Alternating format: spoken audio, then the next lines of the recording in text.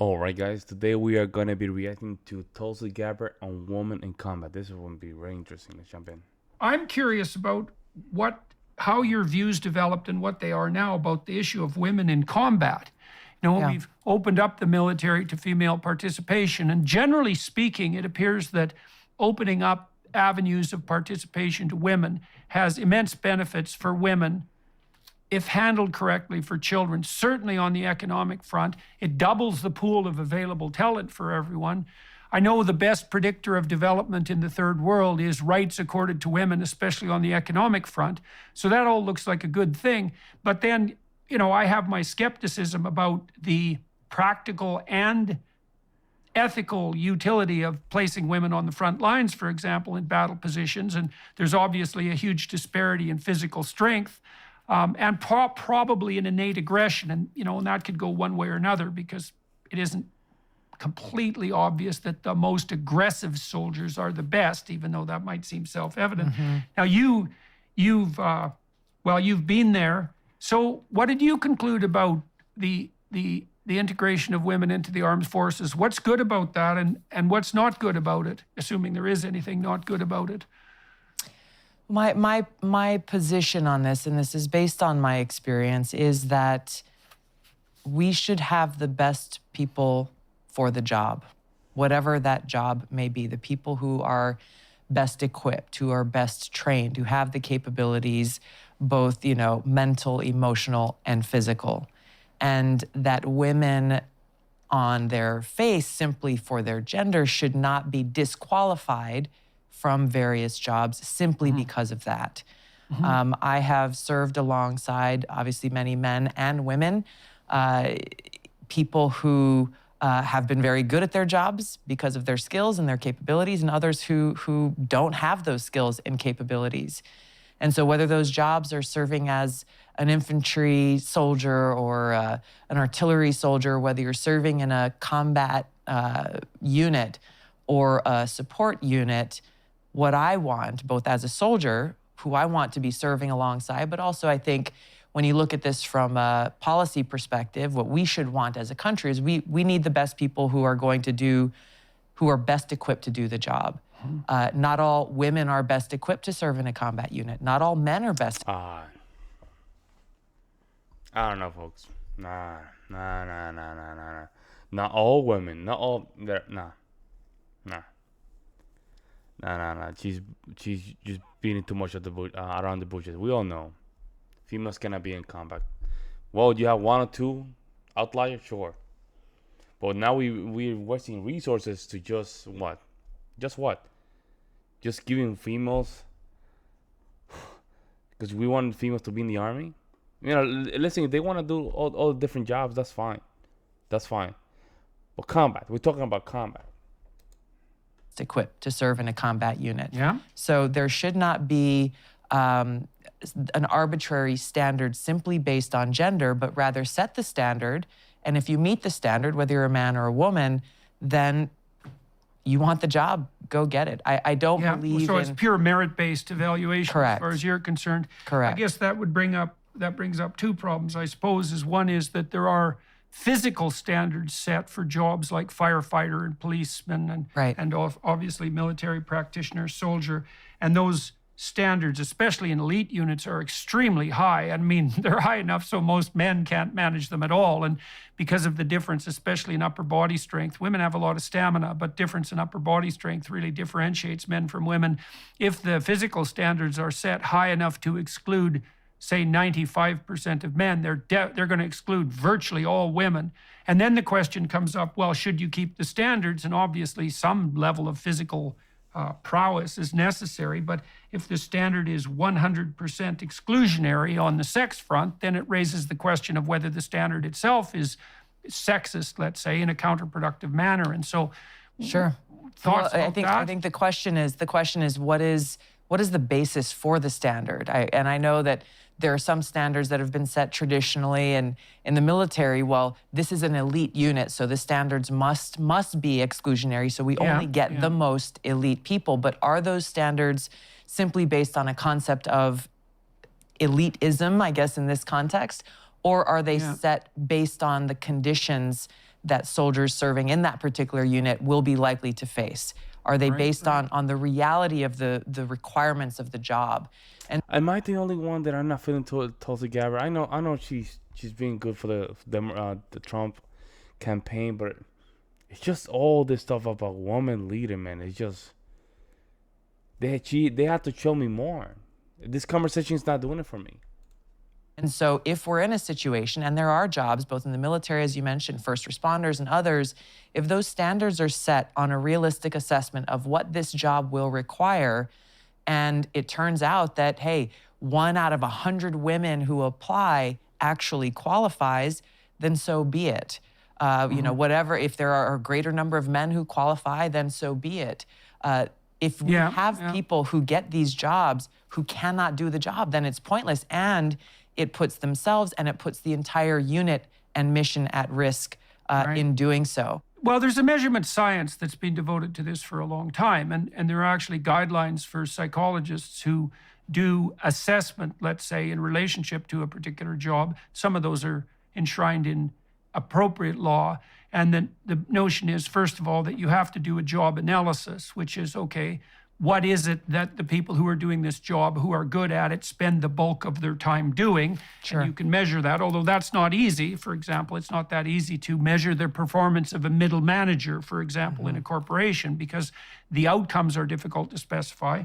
But you can do a better or worse job of that. And if you do a good job, then you can find out what predicts prowess, and you can do that statistically. And then you define merit, right? Merit is what makes it likely that you will do very well doing whatever this job is for. That's merit.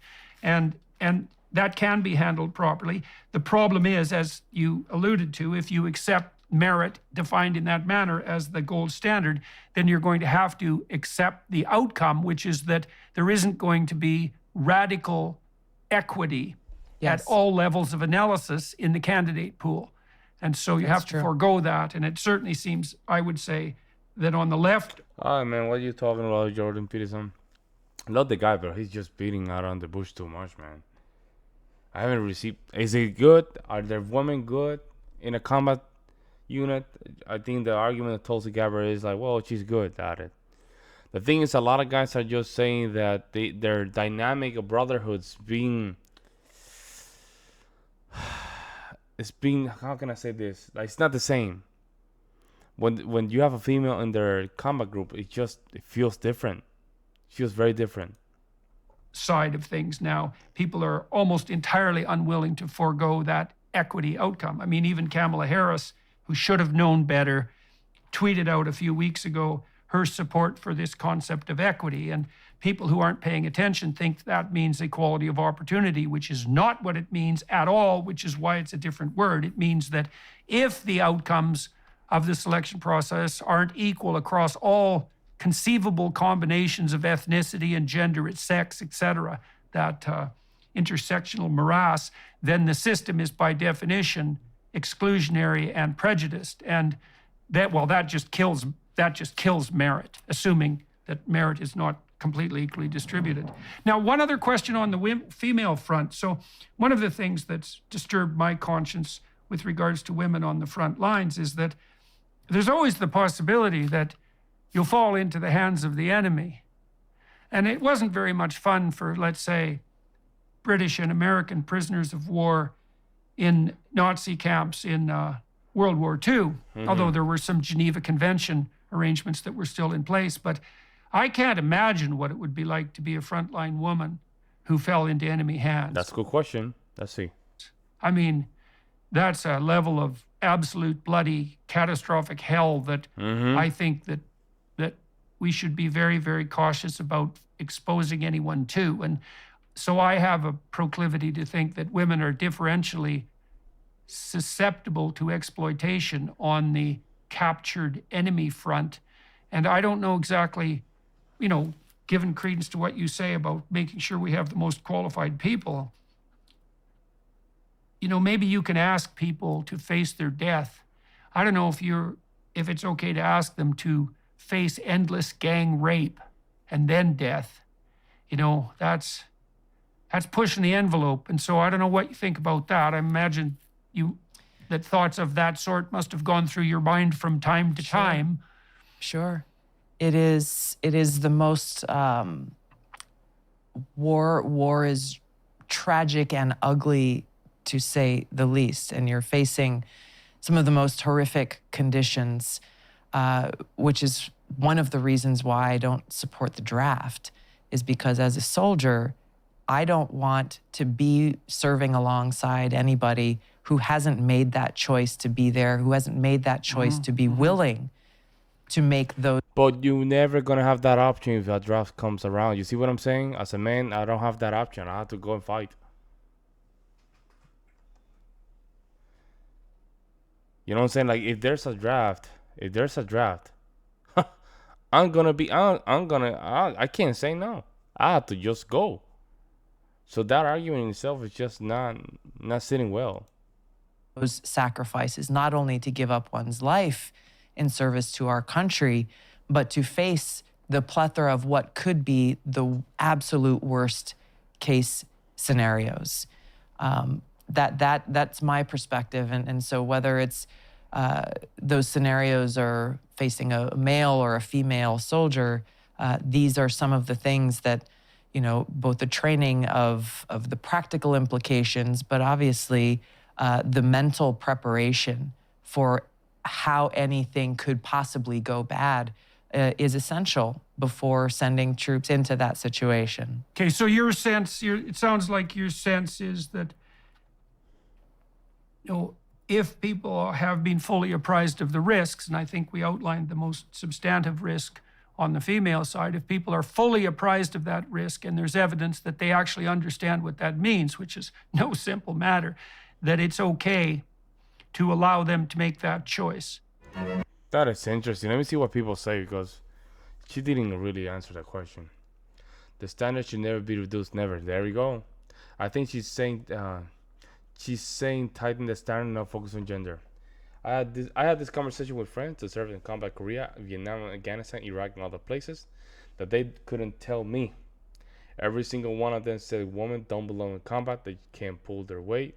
They don't meet the same qualification that men have to. And listen, I seen Tulsi Gabbard, doing some drills. Even some of those drills, she's not looking strong, man. I'm just being honest, folks.